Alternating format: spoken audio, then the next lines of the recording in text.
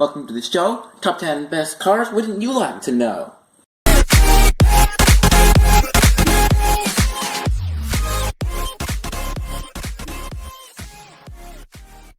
Yo guys, what's going on? My name is Fal Bot, and today we're going to be going over the top 10 best cars in Drive Ahead version 8, I want to say. I don't know how, we've done a lot of these. I'm just going to say version 8 with a question mark for now. But, yeah, I'll just hop into it. So just for reference, we have the Monster Bus, the Santa Sleigh, the Atomic Ray, the Monster Truck, and Space Shuttle all being removed from the top 10. Yep. It's the Monster Truck Doomsday. The Monster Truck Doomsday is upon us. It is no longer in the top 10. Guys, in the number 10 slot we have the Triceratruck, which was previously unranked. With the fall of cars with guns, the Triceratruck is able to do really well. It can knock back enemies with its unique ability and has some pretty insane protection. Even tanks get sent flying, which is a really powerful ability. It works on both confined maps and open maps, making it very versatile. The only issue with the car is its speed, and this can make it a bit tough to escape dangerous situations, but otherwise, it's a pretty solid car. In the number 9 spot, we have the Falbot, which was, again, previously unranked. Falbot has seen a resurgence lately due to its ability to punish over-aggressive opponents thanks to its speed and high protection. Not too many cars can just go upside down like it's nothing and have other cars drive over it. Not to mention it's also crazy fast, has good protection, and can deal with height disadvantages pretty well.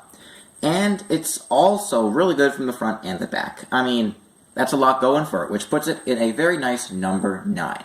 In the number 8 spot, we have the Abyss Eel, which was also not in the top 10 before. The Abyss Eel is amazing, and anyone who says it is not that good is either lying or has never played the car before. The thing is, the Abyss Eel is just not an aggressive car. You don't want to go ahead and rush your opponent because that's not going to go well. What you want to do is let your opponent come to you and then pounce on them with that crazy flexibility you have. It is a lure car, so play it like that. It might be frustrating to play the car first since it does have a pretty high skill cap, but once you get the hang of it, you're in for a nice time.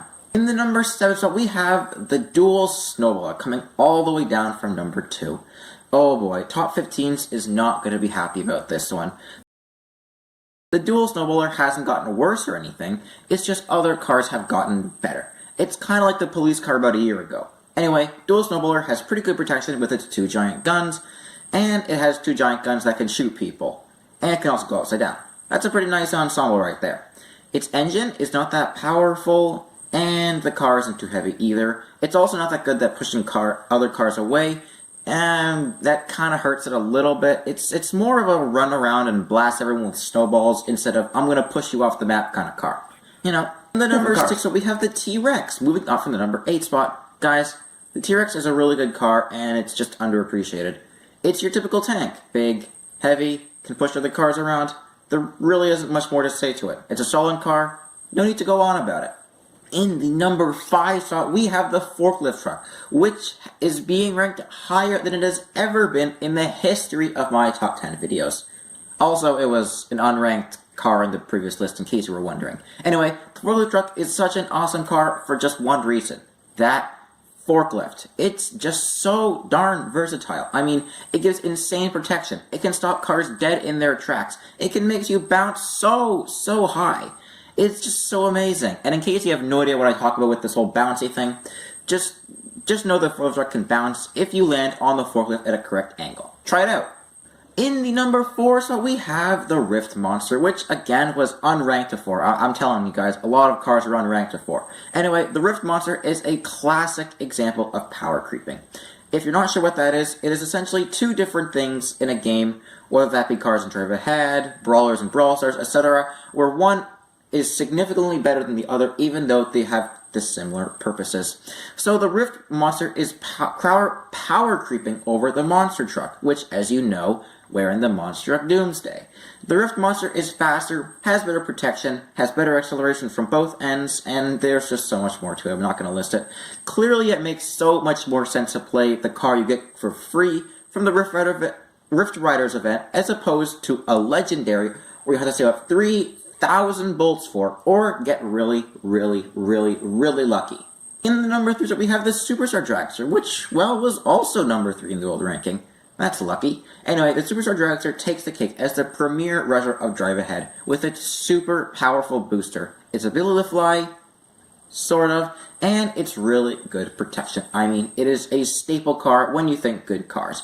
It's always been a favorite of players, and for good reason too. Its ability to defend against all cars and even go on a counterattack is so valuable, making it one of the most versatile cars in the game. So in the number 2 spot, we have the two-setter coming up from the number 9 spot. The two-setter got a nice buff recently, and this has returned it to its former glory as that very well-run car that everybody loves. Just in case you want to know, the two-setter was actually number 1 best car in Drive Ahead at one point. So now when you're in a conversation with your friends and you're all wondering if the two-setter was under number 1, you can go ahead and impress them and say, yeah, it was number 1. But getting back on track, the two-setter is really good at going upside down and punishing opponents for getting too close, making it the second best car in Drive Ahead. Alright guys, and number 1, I am sure you all guessed it, it's the classic monster, which was also number 1 before. As you guys know, I'm a huge fan of the classic monster, so maybe there's a little bias here, but you know, there is no denying that the classic monster is a really good car. Think Rift Monster, but faster, a tiny bit more protection, bigger, better engine. I mean, I can go on, but the classic monster is just better than every other car in the game. I mean, with all of that going for it, you have a force to be reckoned with, and no car can just match its sheer versatility and overall power.